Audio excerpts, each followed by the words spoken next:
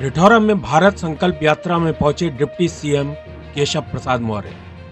केशव प्रसाद मौर्य ने पीएम आवास के लाभार्थियों को बांटी आवास की चाबी। श्रीमती पूनम अफसाना से संवाद स्थापित करते हुए 20,99,20,000 रुपए की धनराशि का चेक इसके जनसभा को संबोधित करते हुए अखिलेश यादव पर साधा निशाना।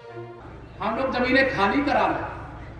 अब जब खाली करा रहे हैं तो श्री अखिलेश यादव जी को लगता है कि ये मेरे गुंडे, मेरे अपराधियों से अगर जमीन खाली करवा लेंगे तो मेरी राजनीति खत्म हो जाएगी। मैं उनको बताना चाहता हूं समझ से, श्री अखिलेश यादव जी कहते हैं हम पीडीए की बात करते हैं। ये पीडीए क्या है? पीडीए का मतलब परिवार डेवलप, जो उनका परिवार है उसको डेवलप करने की अथॉरिटी है। जैसे यहाँ है ना बरेली डेवलपमेंट अथॉरिटी, वैसे परिवार डेवलपमेंट अथॉरिटी है अखिलेश यादव जी की। और उनके साथी श्री राहुल गांधी जी हैं और यह सारे लोग मिलकर के कभी देश की आदिवासी राष्ट्रपति महिला हैं। उनको लगता है एक आदिवासी समाज की बेटी देश की राष्ट्रपति क्यों बन गई, उनका अपमान करते हैं। एक किसान का बेटा देश का उपराष्ट्रपति बन जाए, माननीय जगदीप धनखड़ जी, उनका अपमान करते हैं। हमारे माननीय नरेंद्र मोदी जी आप सबके आशीर्वाद से गरीबों की भलाई के लिए पाई पाई खर्चा करने का काम कर रहे हैं, रोज उनका अपमान करते हैं। मैं उनको कहना चाहता हूं इस विकसित भारत संकल्प यात्रा के मंच से कि तुम जितना भी अपमान करोगे, तुम्हारे द्वारा किए गए अपमान का बदला इस देश में लोकतंत्र में सबसे बड़ी अदालत जनता की अदालत होती है।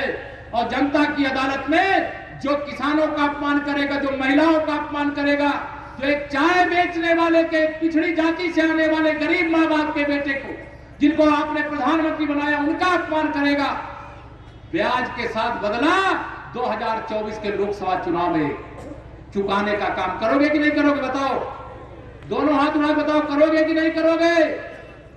इनको जवाब देने की आवश्यकता है। बेईमानों के यहाँ छापा पड़ना चाहिए। मैं गरीब कल्याण के लिए फिर से समर्पित कर देने का काम करूंगा। बताओ ये सही काम है कि गलत काम है? छापा पड़ना चाहिए कि नहीं पड़ना चाहिए बेईमानों के यहाँ? कुछ लोग हाथ उठा रहे, सब लोग नहीं उठाओगे तो विरोधी सोचेंगे कुछ लोग नहीं चाहते बेईमानी खत्म हो। सब लोग चाहते हो ना? अभी तक मैं आपको बता रहा हूं, एक अच्छी सरकार थी तो उनके प्रधानमंत्री खड़े होकर के संसद में कहते थे हम दिल्ली से अगर 100 रुपया भेजते हैं तो 15 रुपया जिनके पास भेजते हैं उसके पास पहुंचता है।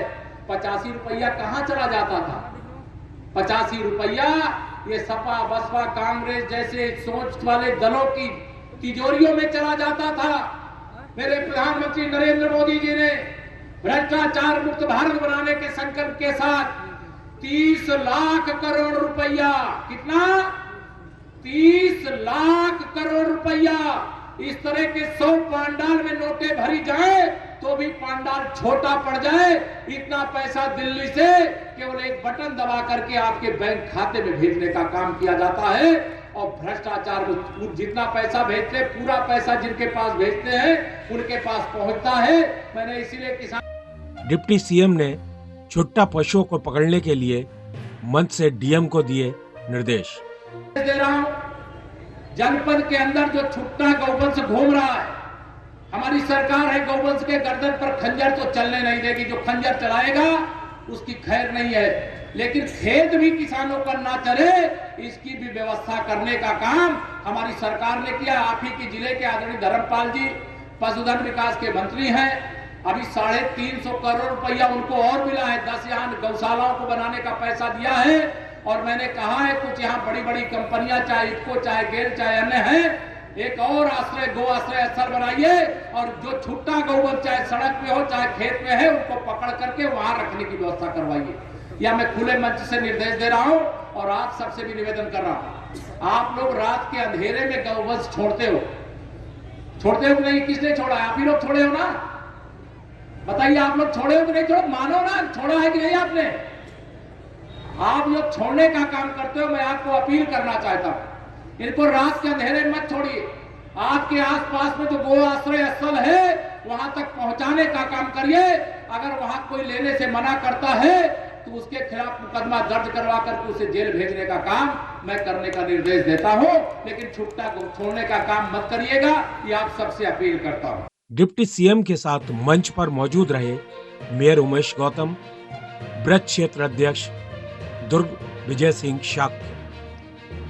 भारत संकल्प यात्रा में मौजूद रही commissioner Saumya Agarwal, DM Ravindra Kumar, SSP Ghule Sushil Chandrabhan.